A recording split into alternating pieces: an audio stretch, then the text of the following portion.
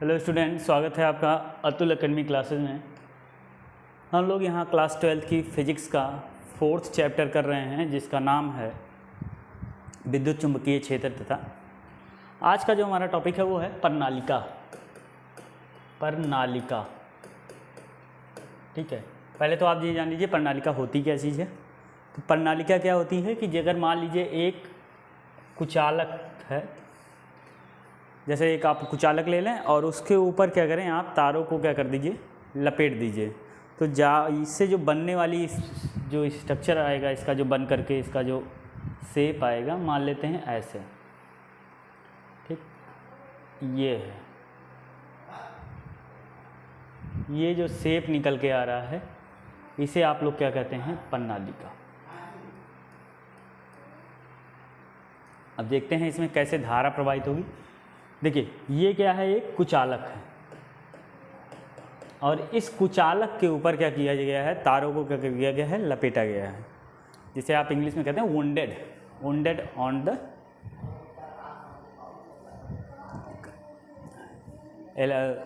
The insulator, ठीक। तो कुचालक पर जब आप किसी वायर को लपेट देते हैं तो इस प्रकार से जो स्ट्रक्चर मिलता है आपका, उसे कहते हैं आप कुंडली, ठीक। और इस कुंडली को अगर आप इस तरह से लपेट करके बना रहे हैं तो इसे कहते हैं प्रणालिका। अब किसी प्रणालिका के अंदर बाहर दाएं बाएं क्या होता है, करंट कैसे प्रोवाइड की जाती है, तो हम लोग उसको आज निकालेंगे। चलिए देखते हैं कैसे होगा ये।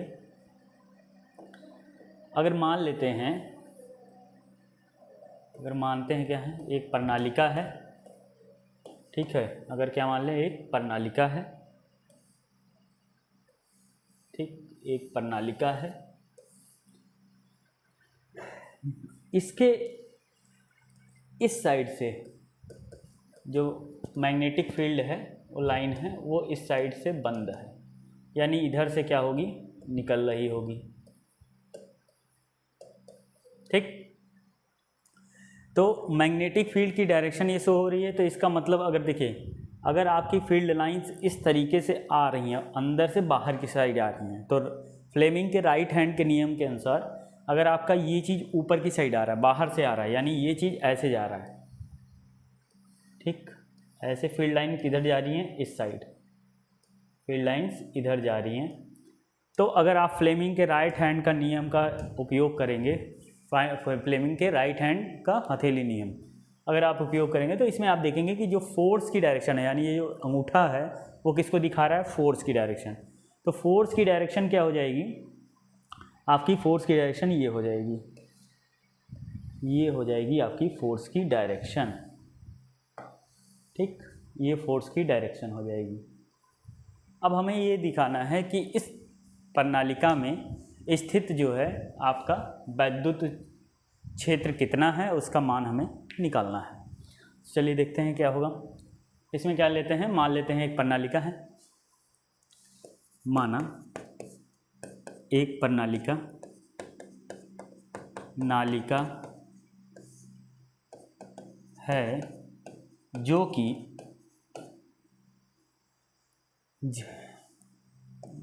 कि इसमें मान लेते हैं नंबर ऑफ फेरों की संख्या, ये है ना, ये आप देख रहे हैं, ये जो फेरों की संख्या है, इसे फेरे हैं, ठीक। ये फेरों की संख्या मतलब आप जितनी बार उसको लपेटेंगे उसमें जितने फेरे बनेंगे वही हो जाएगी फेरों की संख्या।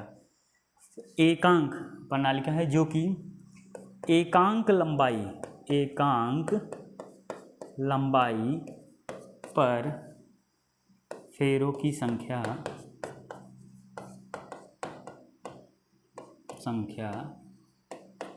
स्मॉल n है, ठीक है। यानी ये क्या है, फेरों की संख्या, एकांक लंबाई पर फेरों की संख्या क्या है, स्मॉल n। इसे कहते हैं प्रति एकांक फेरों की संख्या। इसे एक नाम से और भी जानते हैं हम लोग, क्या है, प्रति एकांक फेरों की संख्या। तो चलिए देखते हैं इसमें फिर।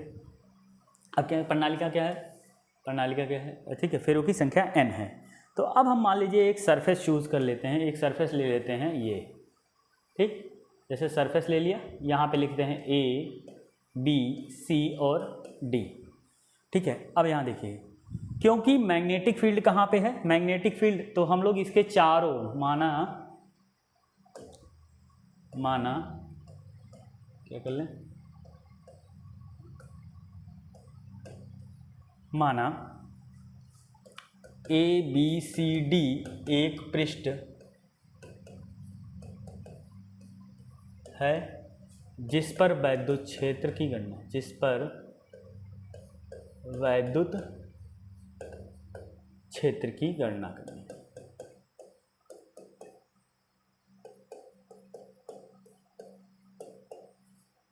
ठीक, अगर ये वैद्युत क्षेत्र है तो इस पे हम लोग क्या करेंगे, अगर ये प्रणालिका है और इस पे एक पृष्ठ ले लिया जाता है ABCD, तो उस पे हमें क्या करना है, वैद्युत क्षेत्र की चुंबकीय क्षेत्र की गणना करना है। भाई इसको जरा करेक्ट कर लीजिए, चुंबकीय क्षेत्र की गणना करना है, चुंबकीय क्षेत्र की गणना करना है। तो अगर हम चुंबकीय क्षेत्र की गणना करते हैं, ठीक है, अगर चुंबकीय क्षेत्र की गणना करनी है तो अब मान लेते हैं, देखिए हम एक एक इसके फलक को लेंगे, मतलब जैसे एक AB हो गया, एक BC हो गया, एक CD हो गया और एक DA हो गया। तो हम यहाँ पे एम्पियर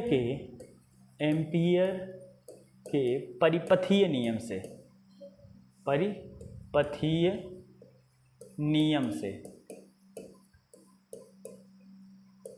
एम्पियर के परिपथीय नियम से क्या हो जाएगा, आप जानते हैं मैग्नेटिक फील्ड कैसे निकाली जाती है, integration of B.dl equals to μ0/I।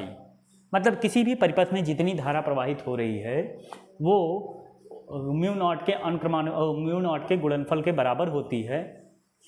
ठीक है, तो यहाँ पे आपका B.dl हो गया। तो अब अगर हमें निकालना है इस चारों परिपथ का, तो हम इसको कैसे निकालेंगे, B.dl A से लेकर के B तक B.dl, ठीक, प्लस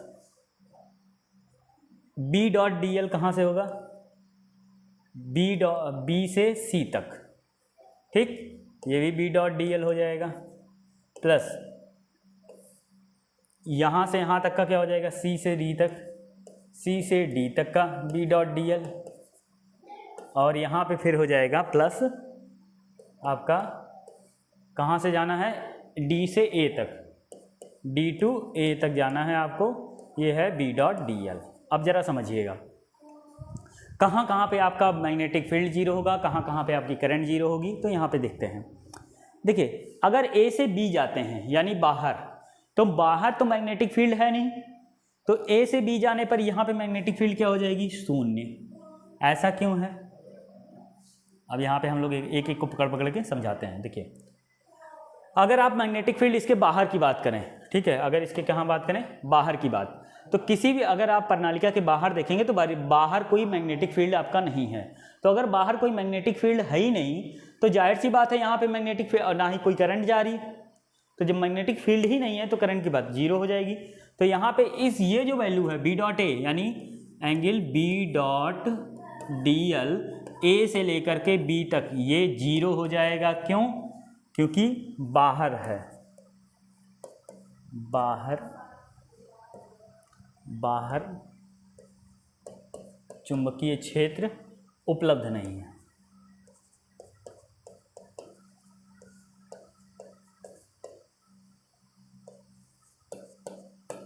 अब यहाँ बात करते हैं B.A के लिए तो हो गया, अब बात करते हैं C से B। तो C से B का जो भी मैग्नेटिक फील्ड आएगा, C से B का जो भी मैग्नेटिक फील्ड आएगा, अगर यहाँ पे देखेंगे तो हमारा जो मैग्नेटिक फील्ड है वो ऐसे है, ठीक। तो एक डायरेक्शन जो इसके लिए ये पॉजिटिव होगा उसी के लिए ये क्या हो जाएगा, निगेटिव डायरेक्शन में जाएगा। यानी इसका जितना भी मान आएगा वो मान किसके द्वारा कैंसिल आउट कर लिया जाएगा, इस दूरी के लिए, ठीक है। तो अगर जितना, यानी अब यहाँ से हम लोग एक देखते हैं, अर्थात यही है आपका, ठीक है, ये मैग्नेटिक ये बना हुआ है, ठीक, A B C और D, ये चुंबकीय क्षेत्र निकाला गया है यहाँ से, और ये आपका जो है इधर प्लस इधर क्रॉस का है मैग्नेटिक फील्ड, और इधर डॉट का बना लेते हैं। तो डॉट मतलब हो गया इधर से निकलेगा आपका यहाँ से, तो मैग्नेटिक फील्ड ऐसे जा रही है, ठीक। तो अगर ये आप यहाँ से ए से बी तक का तो आपने निकाल लिया, अब आप बात करते हैं बी से सी का। तो integration of B dot D L किसके लिए, बी से सी तक का, बी से सी तक का, ये बराबर होगा किसके, minus of B dot D L, कहाँ से होगा, डी से ए तक का, डी से ए तक का। यानी इधर का जितना मैग्नेटिक फील्ड होगा इस साइड का उतना इधर होगा, लेकिन इन दोनों की डायरेक्शन क्या होगी, अपोजिट होगी। तो अगर ये इन दोनों की डायरेक्शन अपोजिट है तो एक दूसरे को क्या कर देंगे, कैंसिल आउट। अर्थात अगर इनको जोड़ा जाएगा यानी एंगल ऑफ किसका हो जाएगा, angle of B dot C, sorry B to C B dot D L plus D to A B dot D L, ये वैल्यू कितनी आ गई, 0। तो हमारा जो यहाँ पे कॉन्सेप्ट है ये वाला देखेंगे, यानी ये जो कॉन्सेप्ट है ये सी से बी से सी तक का और ये सी से ए से डी तक का, ये दोनों क्या हो जाएंगे, 0। तो ये बाहर क्षेत्र के लिए, क्योंकि मैग्नेटिक फील्ड उपलब्ध नहीं है तो उसके लिए 0 हो गया, और ये दोनों किस लिए 0 हो गए, क्योंकि ये एक दूसरे को क्या कर रहे हैं, कैंसिल आउट कर रहे हैं। तो अगर ये दोनों कैंसिल आउट होंगे तो हमारा जो इस क्षेत्र में मैग्नेटिक फील्ड बचेगा वो केवल एक लाइन की वजह से बचेगा, वो है D2C। तो हमारा जो टोटल मैग्नेटिक फील्ड आएगा, अतः टोटल मैग्नेटिक फील्ड क्या आ जाएगा, टोटल चुंबकीय क्षेत्र कितना आ जाएगा, ये आपका हो जाएगा B डॉट डी एल। ठीक है, ये क्या किसके लिए हो जाएगा, आप देखें B dot D L plus B dot D L plus B dot D L plus B dot D L. अब यहाँ देखिए ये ए से बी तक का ये वाला भी 0 हो गया था, ए से बी तक का बाहर क्षेत्र 0, ये सी से डी बी से सी, और ये है सी से डी, और ये है डी से ए। तो ये आप देख रहे हैं, इसमें हम लोग दो चीज़ देखेंगे, एक ये वाला 0 हो गया है क्योंकि बाहर मैग्नेटिक फील्ड नहीं है, इसकी मैग्नेटिक फील्ड इसके द्वारा कैंसिल हो रही जो यहाँ पे आपको बता दिया गया। अब आपको यहाँ पे मिला क्या है, सिर्फ आपको सी टू डी, यानी सी से जो आपकी वैल्यू डी जा रही है इसके लिए आपको सिर्फ मैग्नेटिक फील्ड यहाँ में मिलेगा। तो हम यहाँ पे सिर्फ एक मैग्नेटिक फील्ड निकलेगी, सी से डी तक का बी डॉट डी एल क्या होगा, बी डॉट डी एल, ये बराबर हो जाएगा, क्योंकि आप जानते हैं मैग्नेटिक फील्ड कितनी है, टोटल मैग्नेटिक फील्ड कितनी है, आपका एम्पियर सर्किटल लॉस है, ये हो जाएगा म्यू 0 बाई आई के। अब यहाँ पे म्यू 0 बाई आई से हम लोग ये समझेंगे, मान लेते हैं, माना सी से डी तक की लेंथ, सी से डी तक की दूरी कैपिटल एल है, ठीक।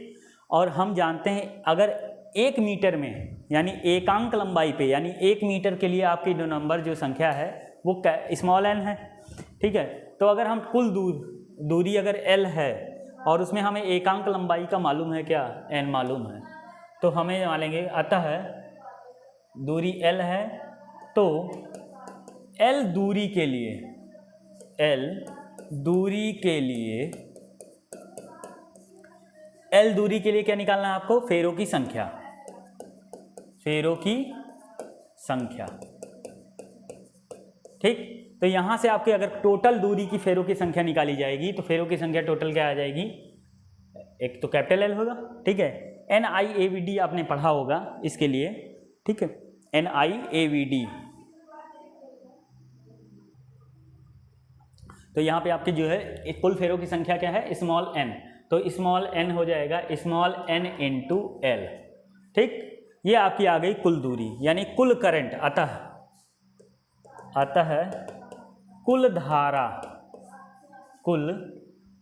धारा बराबर क्या हो जाएगा भैया, कुल धारा क्या हो जाएगी आपकी, कुल वैद्युत धारा कितनी हो जाएगी, आई की जगह हो जाएगा NaL से मल्टीप्लाई कर देंगे। भाई आपकी जो धारा है वो किस पे डिपेंड करेगी, जितनी ज़्यादा आपकी फेरों की संख्या होगी, ठीक। तो यहाँ से अगर आप देखें तो B डॉट डी एल, यानी ये जो स्मॉल लंबाई है वो हमने टोटल कितनी मान ली, L के बराबर, ठीक। ये बराबर किसके हो जाएगा, mu zero by N into L I. ठीक, अगर आप इसे सॉल्व करेंगे तो एल से एल कैंसिल आउट हो जाएगा और यहाँ से आपको मिल जाएगी total magnetic field B equal to mu zero N I, mu zero N I. ये आपको मिल जाएगा किसी प्रणालिका के द्वारा जो वैद्युत क्षेत्र उत्पन्न होगा वो कितना होगा, B equals to mu zero N I. N क्या है, फेरों की संख्या है, आई क्या है, वैद्युत धारा है, म्यू क्या है, ये है वैद्युत चुंबकीयशीलता है, और बी क्या है, मैग्नेटिक फील्ड है। तो यहाँ से अगर आप निकालना चाह रहे हैं तो कुल धारों की संख्या इस तरह से, एक बार इसको फिर से देख लेते हैं, रिवाइज कर लेते हैं। देखिए, एक प्रणालिका है, प्रणालिका होती क्या है, प्रणालिका क्या होती है, जब एक कुचालक पर, प्रणालिका की डिफिनीशन यहाँ पे हम लोग लिख दे रहे हैं, प्रणालिका की डिफिनीशन यहाँ पे लिख देते हैं, परिनालिका। प्रणालिका क्या होती है, जब एक कुचालक पर वैद्युत, ठीक है, तार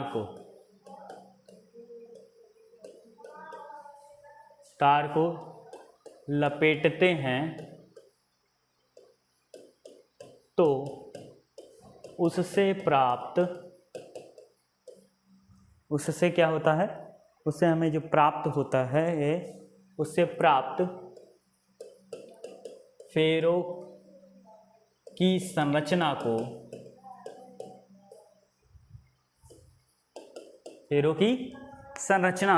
ठीक है, क्या होता है, उससे प्राप्त फेरों की संरचना को हम लोग क्या कहते हैं, प्रणालिका।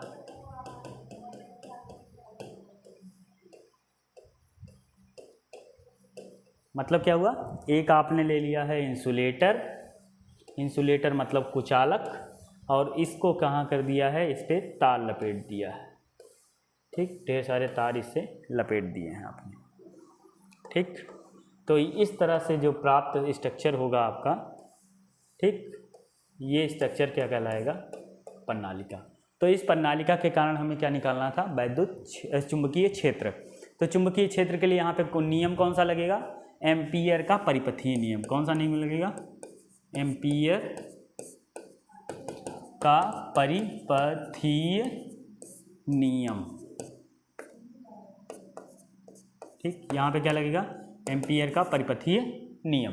जब एम्पियर का परिपथीय नियम यहाँ पे लगेगा तो क्या हो जाएगा, प्रणालिका है भैया, ठीक। तो आप देख लेते हैं क्या लगता है, माना एक प्रणालिका है जो कि एकांक लंबाई पर फेरों की संख्या क्या है, स्मॉल एन है। अब क्या होगा, मान लेते हैं एक ए बी सी डी एक पृष्ठ ले लेते हैं उसमें, ठीक, जिस पर चुंबकीय क्षेत्र की हमें गणना करनी है। तो एम्पियर के परिपथीय नियम से हम क्या कर लेंगे, B dot D L equal to mu not by I होता है। अब हम क्या करेंगे, प्रत्येक सरफेस को, एक बार इसको ले लेंगे ए बी को, एक बार सी डी को, एक बार इसको और एक बार ए डी को। तो हम देखेंगे ए बी पे हमारा कोई क्षेत्र नहीं मिल रहा है, तो इसलिए यहाँ पे मैग्नेटिक फील्ड क्या हो जाएगी, शून्य हो जाएगा, ठीक। बी सी और ए डी में ये एक तरफ जा रही हैं तो ये दूसरी साइड आ रही हैं, ठीक, आप देख रहे हैं ना, ऐसे जा रहे हैं, ठीक। तो अगर आप इस देखेंगे तो इधर के लिए तो नीचे की साइड जा रही है, क्योंकि यहाँ पे तो ब्लॉकेज है, हमेशा मैग्नेटिक फील्ड किधर जा रही है, इस तरह जा रही है। तो अगर आप इस साइड के लेंगे तो इधर तो ऊपर की साइड जा रही है मैग्नेटिक फील्ड, लेकिन यहाँ पे अगर उस साइड देखेंगे तो इधर क्या हो जाएगी, नीचे की साइड जा रही है। तो ये जो मैग्नेटिक फील्ड है, इसके द्वारा जो मैग्नेटिक फील्ड उत्पन्न होगी, वो मैग्नेटिक फील्ड बीसी के द्वारा क्या हो जाएगी, कैंसिल कर दी जाएगी, जैसे यहाँ पे अभी आपको बताया गया है, ठीक। यहाँ पे वो एक दूसरे के द्वारा क्या हो जाएंगी, कैंसिल कर दी जाएंगी, ठीक। तो अब क्या हुआ कि हमारा ये ए बी, ना तो ए डी पे मैग्नेटिक फील्ड बची, ए डी और बी सी के कारण नहीं मैग्नेटिक फील्ड होगी, और ना तो ए बी के कारण होगी। तो हमारे यहाँ एक ही कारण होगा मैग्नेटिक फील्ड का, वो कौन सा होगा, डी सी। वो कौन सा कारण होगा, डी सी होगा, ठीक। तो ये जो डी सी है, इस पर कितना मैग्नेटिक फील्ड निकलेगा वो मान लेते। तो हम कह लेते हैं डी सी की लंबाई कितनी है, मान लेते हैं एल है। तो अगर एल दूरी के लिए फेरों की संख्या क्या हो जाए, क्योंकि एकांक लंबाई के लिए आपको मालूम है, एक मीटर के लिए आपको मालूम है, तो एल मीटर के लिए कितना हो जाएगा, एन इंटू L। जैसे ही आपने बताया तो यहाँ से हम कुल धारा कितनी हो जाएगी, जाहिर सी बात है जितनी ज़्यादा फेरों की संख्या आप बढ़ाएंगे उतनी धारा आपको धारा बढ़ानी पड़ेगी। तो ये जो वैल्यू निकल के आएगी एम्पियर परिपथ में वो हम लोगों ने वैल्यू रखी है। यहाँ पे हो जाएगा NLI और यहाँ से आपका हो जाएगा B.L। DL जो होता है, जो स्मॉल दूरी है, वो अब हम टोटल दूरी कितनी मान लिए हैं इसकी, वो मान लिए हैं L। तो L से मल्टीप्लाई होगा, क्योंकि दोनों साइड आपका L मिल गया है तो इसको कैंसिल आउट कर देंगे। यहाँ से मैग्नेटिक फील्ड आपकी निकल के आएगी B=μ0NI। ठीक है, तो ये हमारा जो है आपका मैग्नेटिक फील्ड निकल के आया है। किसकी वजह से मैग्नेटिक फील्ड निकल के आया है, प्रणालिका के। तो हम लोगों का आज जो टॉपिक था वो था प्रणालिका तथा प्रणालिका के कारण उत्पन्न वैद्युत क्षेत्र। मिलते हैं अपने नेक्स्ट वीडियो में, तब तक के लिए धन्यवाद।